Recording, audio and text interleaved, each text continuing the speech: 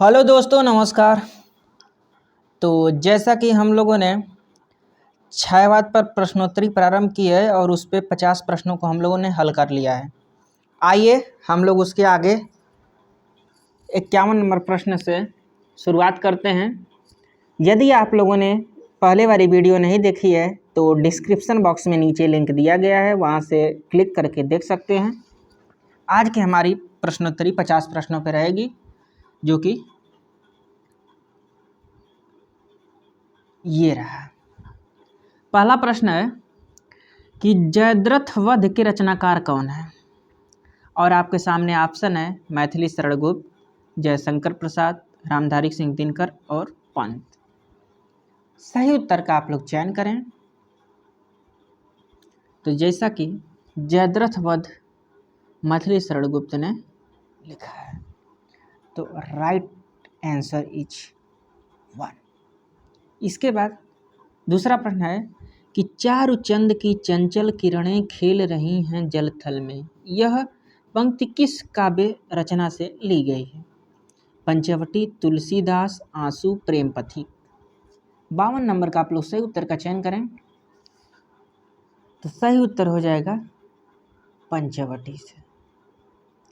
इसके बाद अगला प्रश्न है कि महाराणा का महत्व किसका काव्य रचना है? दिनकर, जयशंकर प्रसाद, निराला, उदय शंकर भट्ट। बताइए आप लोग सही उत्तर क्या होगा? महाराणा का महत्व किसकी काव्य रचना है? तो आपका सही उत्तर हो जाएगा जयशंकर प्रसाद। इसके बाद अगला प्रश्न है कि ले चल वहाँ भुलावा देकर मेरे नाविक धीरे धीरे, किसकी पंक्ति है? महादेवी वर्मा, जयशंकर प्रसाद, राम कुमार वर्मा और पंत। आप लोग सही उत्तर का चयन करें। तो जैसा कि ये भी पंक्ति आपके प्रसाद जी की ही है, तो इसलिए दूसरा ऑप्शन सही हो जाएगा। अगला प्रश्न है कि जागो जागो आया प्रभात, बीती अंधरात, झरता भर ज्योतिर्मय प्रपात पूर्वांचल, यह किस कविता का समापन अंश है?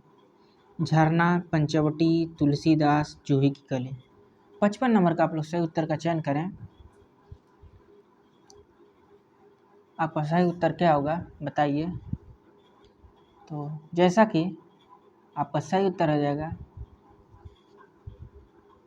तुलसीदास। तुलसीदास में निराला ने यह समापन की पंक्तियों में कहा है, और तुलसीदास कविता इन्होंने 1938 ईस्वी में लिखा था। तो ये चीज़ भी आप लोग ध्यान दीजिए। इसके बाद अगला प्रश्न है कि झरना किसका काव्य संग्रह है? जयशंकर प्रसाद, पंत, उदय शंकर भट्ट, महादेवी वर्मा। सही उत्तर का आप लोग चयन करिए।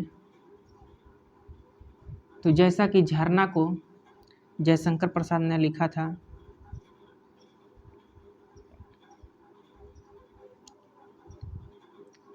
और झरना को प्रथम प्रयोगशाला भी कहा जाता है। छायावाद की प्रथम प्रयोगशाला।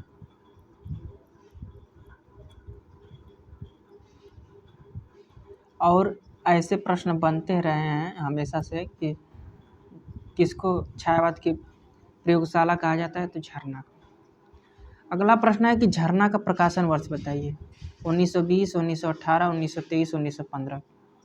सही उत्तर का आप लोग चयन करेंगे। तो 1918 में प्रसाद जी ने झरना लिखा था। इसके बाद अगला प्रश्न है कि निम्न में से प्रसाद जी की कौन सी रचना ब्रजभाषा में है? चित्राधार, महाराणा का महत्व, आंसू और कामायनी। सही उत्तर का आप लोग चयन करिए। और ये प्रश्न आपके लिए इम्पोर्टेंट भी होगा, क्योंकि वो हिंदी में खड़ी बोली में लिखते थे। तो ये ब्रज में कौन सी इनकी रचना है? तो आपका सही उत्तर हो जाएगा चित्राधार। इसके बाद अगला प्रश्न है कि हृदय ही तुम्हें दान कर दिया, क्षुद्र था उसने गर्व किया, तुम्हें पाया अगाध गंभीर, कहाँ जलबिंद कहाँ निधि नीर। ये किसकी पंक्तियाँ हैं? मोहनलाल महतो वियोगी निराला पंत प्रसाद। 59 का आप लोग सही उत्तर का चयन करें तो सही उत्तर हो जाएगा प्रसाद जी की ये पंक्ति है। इसके बाद रचना के रचनाकारों का नाम बताना है। कुछ प्रश्न ऐसे हैं रैंडम टाइप में, तो बताइए आकाशगंगा किसकी रचना है? लक्ष्मी नारायण मिश्र, जयशंकर प्रसाद, रामकुमार वर्मा, पंत। 60 का आप लोग सही उत्तर का चयन करें तो आपका सही उत्तर हो जाएगा रामकुमार वर्मा। इसके बाद निर्माल्य किसकी रचना है?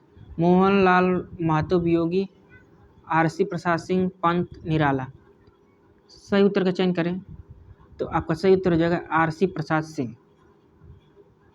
इसके बाद अगला है कि कलापी रचना किसकी है?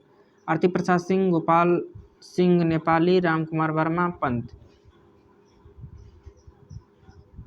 तो कलापी बताइए तो आपका सही उत्तर हो जाएगा आरसी प्रसाद सिंह। इसके बाद संध्या गीत, तो संध्या गीत किसकी है? सुमित्रानंद पंत, महादेवी वर्मा, आरसी प्रसाद सिंह, रामकुमार वर्मा। 63 का सही उत्तर बताइए तो आपका सही उत्तर हो जाएगा महादेवी वर्मा। इन्होंने ये संध्या गीत लिखा है और कब लिखी थी तो 1936 ईस्वी में। कुछ रचनाएं इंपॉर्टेंट रचनाएं थीं जो 1936 में लिखी गई थी, वो चीज़ें आप लोगों के जेहन में हमेशा से रहनी चाहिए।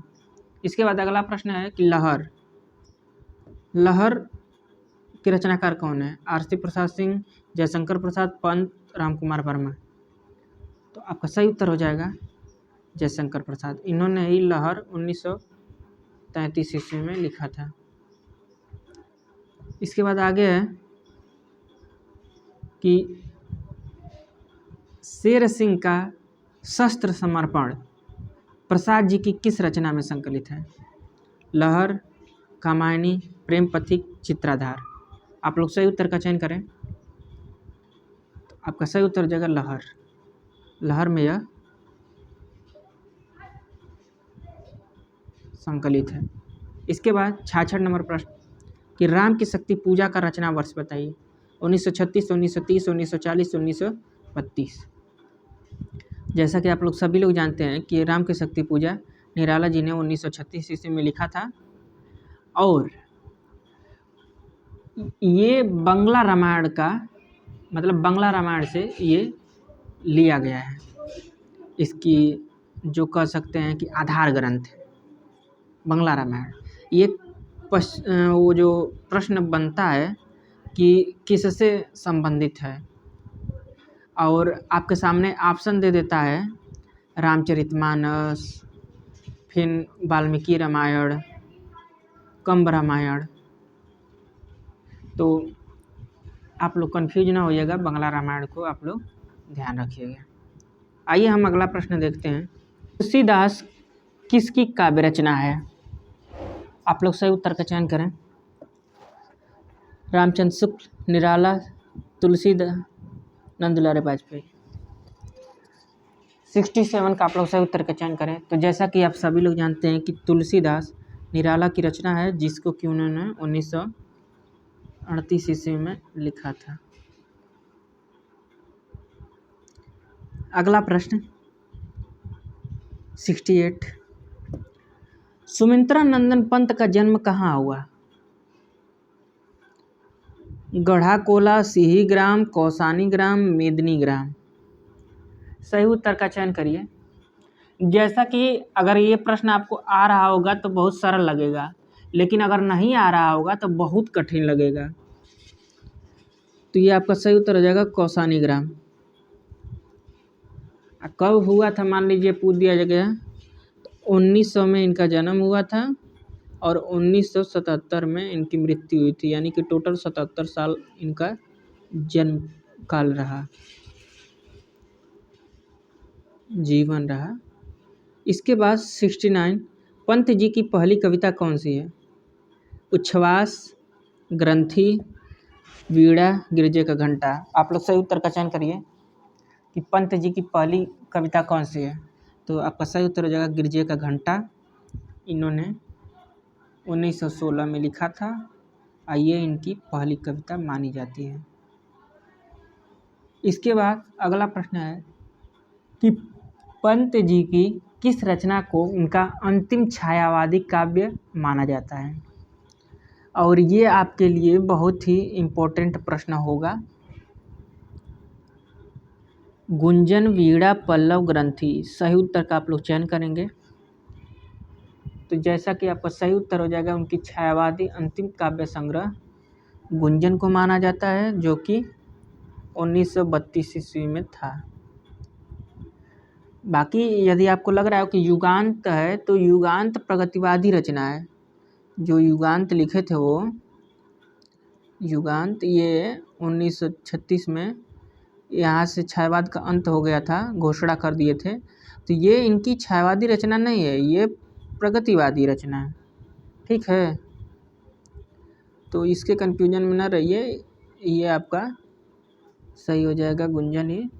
बाकी इन रचनाओं का आप लोग क्रम अगर देखना चाहें तो ये 1920 में लिखी गई थी, पल्लव 1926 में लिखी गई थी, और आपकी वीणा जो थी 1927 में लिखी गई थी।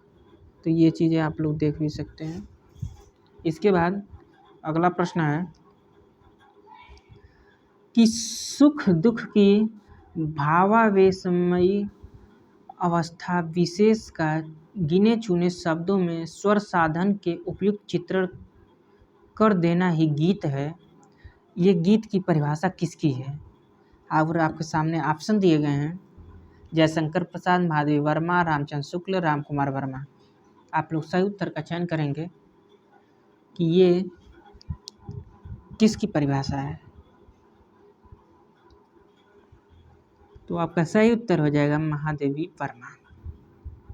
इसके बाद अगला है प्रश्न छायावाद की परिभाषा से कि परमात्मा की छाया आत्मा में पड़ने लगती है और आत्मा की छाया परमात्मा में, यही छायावाद है। छायावाद में यह किसकी परिभाषा है? राम कुमार वर्मा, हजारी प्रसाद द्विवेदी, प्रसाद पंत। तो जैसा कि आपका सही उत्तर हो जाएगा राम कुमार वर्मा, इनका ही यह मानना था। इसके बाद अगला प्रश्न है, और यही छायावाद की परिभाषा ज़्यादातर लोग देते हैं कि छायावाद को स्थूल के प्रति सूक्ष्म का विद्रोह किस आलोचक ने माना है? Ramvilas Sharma, doctor Devaraya, doctor Nagendra, Pant.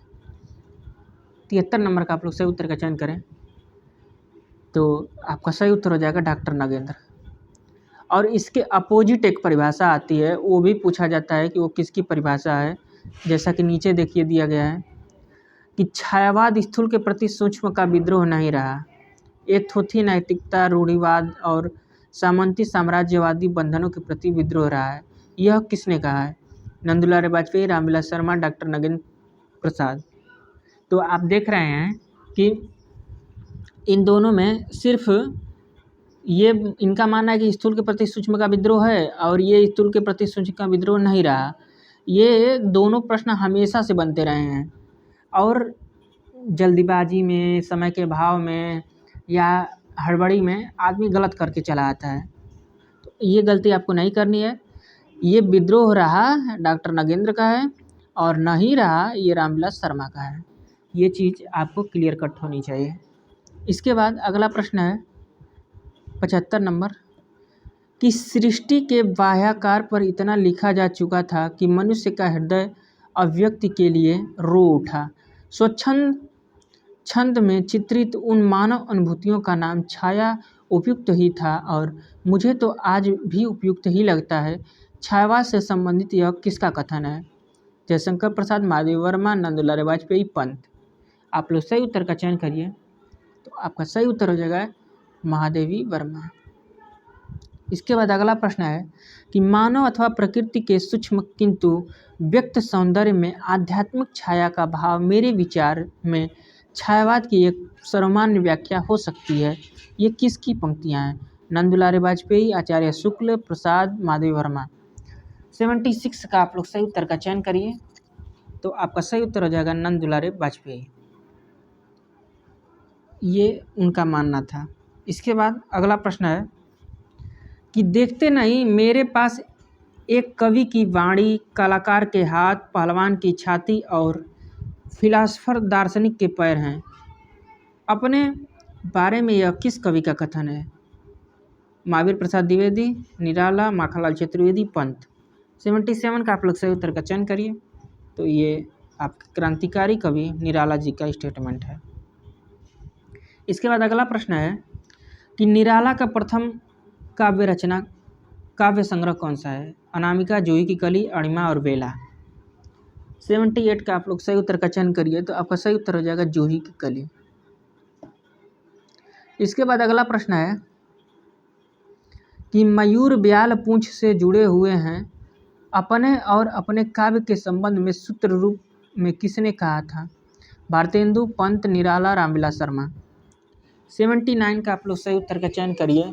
मयूर ब्याल पूंछ से जुड़े हुए हैं, ये किसने कहा है? तो जैसा कि ये निराला जी ही कह सकते हैं और इन्होंने ही कहा है। निम्नलिखित में से किसने छायावाद पर सबसे पहले लिखा? और आपके सामने ऑप्शन नंदुलाल वाजपेयी, महावीर प्रसाद द्विवेदी, मुकुटधर पांडे, जयशंकर प्रसाद। बताइए कि छायावाद पर सर्वप्रथम किसने लिखा? तो आपके पांडे जी, मुकुटधर पांडे ने ये छायावाद शब्द का भी सबसे पहले प्रयोग किया था। जो जबलपुर से पत्रिका निकलती थी श्री शारदा, उसी में ये छायावाद शब्द का प्रयोग करते हैं। ये जो पत्रिका थी 1920 में निकलती थी जबलपुर से, उसी 1920 में इसका प्रयोग किए थे। इसके बाद अगला प्रश्न है कि मुकुटधर पांडे का छायावाद शीर्षक निबंध सर्वप्रथम किस पत्रिका में प्रकाशित हुआ? देखिए ये प्रश्न भी है। सरस्वती, श्री शारदा, हितवाणी, माधुरी। 81 का आप लोग सही उत्तर का चयन करिए। तो आपका सही उत्तर हो जाएगा श्री शारदा पत्रिका। इसके बाद अगला प्रश्न है कि कविता को भावयोग की संज्ञा किसने दी? रामचंद्र शुक्ल, हजारी प्रसाद द्विवेदी, नगेंद्र, रामकुमार वर्मा। तो कविता क्या है, ये रामचंद्र शुक्ल ने ही बताया था कि कविता को इन्होंने भावयोग की संज्ञा दी थी। इसके बाद अगला प्रश्न है कि छाया भारतीय दृष्टि से अनुभूति और अभिव्यक्ति की भंगिमा पर अधिक निर्भर करती है। छायावाद के संबंध में उक्त पंक्तियाँ किसकी है? रामचंद्र शुक्ल, जयशंकर प्रसाद, माधवी वर्मा, नगेंद्र। 83 का आप लोग सही उत्तर का चयन करिए। तो आपका सही उत्तर हो जाएगा जयशंकर प्रसाद। ये पंक्तियाँ आपके जयशंकर प्रसाद की हैं। इसके बाद अगला प्रश्न है 84 कि छायावाद को सांस्कृतिक नवजागरण से संबंध किसने माना है? नगेंद्र, रामचंद्र शुक्ल, नंदुलाल वाजपेयी, पंत। 84 का आप लोग सही उत्तर का चयन करिए। तो आपका सही उत्तर हो जाएगा नंदुलाल वाजपेयी। इसके बाद अगला प्रश्न है 85 कि छायावाद काव्य न रहकर केवल अलंकृत संगीत बन गया था, किसने कहा था? रामकुमार वर्मा, पंत, जयशंकर प्रसाद, निराला। 85 का आप लोग सही उत्तर का चयन करिए। तो आपका सही उत्तर हो जाएगा पंत जी। इसके बाद प्रसाद की किस काव्य रचना को दार्शनिक मनीषा का महाकाव्य माना जाता है? झरना, कामायनी, आंसू, करुणालय। 86 का आप लोग सही उत्तर का चयन करिए। तो आपका सही उत्तर हो जाएगा कामायनी। इसके बाद प्रसाद का कौन सा काव्य स्मृति काव्य है? आंसू, प्रेम पथिक, कामायनी, झरना। 87 का आप लोग सही उत्तर का चयन करें। तो आपका सही उत्तर हो जाएगा आंसू। इसके बाद अगला प्रश्न है कि प्रसाद का कौन सा काव्य शैव दर्शन के आनंदवाद पर आधारित है? चित्राधार, कामायनी, लहर, आंसू। 88 का आप लोग सही उत्तर का चयन करें। तो आपका सही उत्तर हो जाएगा कामायनी। इसके बाद अगला प्रश्न है कि किस कवि ने शैशव का नाम झारखंडी था? बताइए किसके बचपन का नाम झारखंडी था? निराला, दिनकर, पंत, प्रसाद। 89 का आप लोग सही उत्तर का चयन करें। तो आपका सही उत्तर हो जाएगा प्रसाद। इसके बाद अगला प्रश्न है कि प्रसाद का खड़ी बोली की कविताओं पर पहला काव्य संग्रह कौन सा है? चित्राधार, कानन कुसुम, झरना, लहर। तो आपका सही उत्तर हो जाएगा कानन कुसुम। चित्राधार इनकी कविता तो ब्रजभाषा में है। इसके बाद अगला प्रश्न है कि पगली हाँ संभाल ले, कैसे छूट पड़ा तेरा आंचल, देख बिखरती है मणिराजी, अरे उठा बेसुध चल चल। ये किसकी पंक्तियाँ हैं? पंत, प्रसाद, दिनकर, माधव वर्मा। 91 का आप लोग सही उत्तर बताइए। तो आपका सही उत्तर हो जाएगा प्रसाद की ये पंक्ति है। इसके बाद अगला है कि मैं शैली अपनाई, देखा एक दुखी निज भाई, दुख की छाया पड़ी हृदय में, झट उमड़ वेदना आई। किसकी पंक्तियाँ हैं? निराला, दिनकर, रामकुमार वर्मा, नरेंद्र शर्मा। तो जैसा कि आप लोग जानते हैं कि मैं शैली अपनाई, ये निराला जी की ही पंक्ति है। इसके बाद अगला प्रश्न है कि निराला का जन्म कहाँ हुआ था? गढ़कोला, सिहीग्राम, मेदिनीपुर, कौसानी। तो जैसा कि हम सभी लोग जानते हैं कि बंगाल के मेदिनीपुर में इनका जन्म हुआ था। और जन्म कब हुआ था? तो 1899 ईस्वी में, और मृत्यु कब हुई थी? तो 1961 ईस्वी में। इसके बाद अगला प्रश्न है कि 1997 में निराला की जन्मशती कहाँ मनाई गई?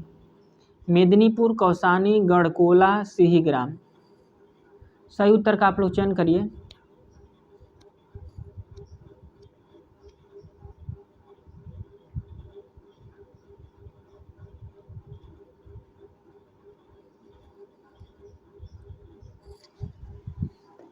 नाइन्टी 94 का आप लोग सही उत्तर का चयन करिए। तो इनकी जन्मशती गढ़कोला में मनाई गई। इसके बाद अगला प्रश्न है 95 कि निराला जी के साथ साथ किस वीर सपूत की 1997 में जन्मशती मनाई गई है? सुभाष चंद्र बोस, महात्मा गांधी, आज़ाद, राजगुरु। बताइए 95 का सही उत्तर क्या होगा? तो आपका सही उत्तर हो जाएगा सुभाष चंद्र बोस। इसके बाद निराला के आध्यात्म गुरु हैं विवेकानंद, रामकृष्ण परमहंस, स्वामी रामतीर्थ, अरविंद। ये बहुत ही इम्पोर्टेंट प्रश्न है, आप लोग एकदम ध्यान दीजिए और बताइए 96 का सही उत्तर क्या होगा? तो विवेकानंद इनके आध्यात्मिक गुरु बताए जाते हैं। इसके बाद अगला प्रश्न है कि निराला जी की पहली रचना कौन सी है? जूही की कली, परिमल, राम की शक्ति पूजा, प्रेयसी। तो जैसा कि हम सभी लोग जानते हैं कि इन्होंने जूही की कली सबसे पहले लिखा था, जिसको कि महावीर प्रसाद द्विवेदी ने सरस्वती पत्रिका में प्रकाशित नहीं किया, वे वापस कर दिए और ये बोल के वापस कर दिए कि इससे भला नहीं होगा देश का, आप मतलब बढ़िया नहीं लिख रहे हैं। इसके बाद अगला प्रश्न कि राम की शक्ति पूजा का मुख्य कथानक कहाँ से लिया गया है? रामचरितमानस, बंगला रामायण, रामायण, महाभारत। 98 का आप लोग सही उत्तर का चयन करिए। तो जैसा कि आप सभी लोग जानते हैं कि बंगला रामायण से ही ये प्रेरित होकर के राम की शक्ति पूजा लिखे थे। इसके बाद अगला प्रश्न है कि है अमा निशा, उगलता गगन घन अंधकार, खो रहा दिशा का ज्ञान, स्तब्ध है पवन चार। पंक्तियाँ किस काव्य रचना की हैं? कामायनी, राम की शक्ति पूजा, तुलसीदास, लहर। जब राम एकदम हार गए थे, एकदम निराश हताश होकर बैठे थे, तो उसी समय का ये दृश्य वर्णित किए हैं निराला जी। तो ये आपका सही उत्तर हो जाएगा राम की शक्ति पूजा। अगला प्रश्न है और आज का अंतिम प्रश्न है कि माँ की कुल शिक्षा मैंने दी, पुष्प सेज तेरी स्वयं रची। किसकी कविता की पंक्तियाँ हैं? राम की शक्ति पूजा, सरोज स्मृति, जूही की कली, कुर्मुत्ता। बताइए किस कविता से ये पंक्तियाँ उद्धृत हैं? तो आपका सही उत्तर हो जाएगा सरोज स्मृति से, जिसको कि निराला जी ने लिखा है। और ये हिंदी का पहला शोक गीत है, ठीक है, शोक गीत।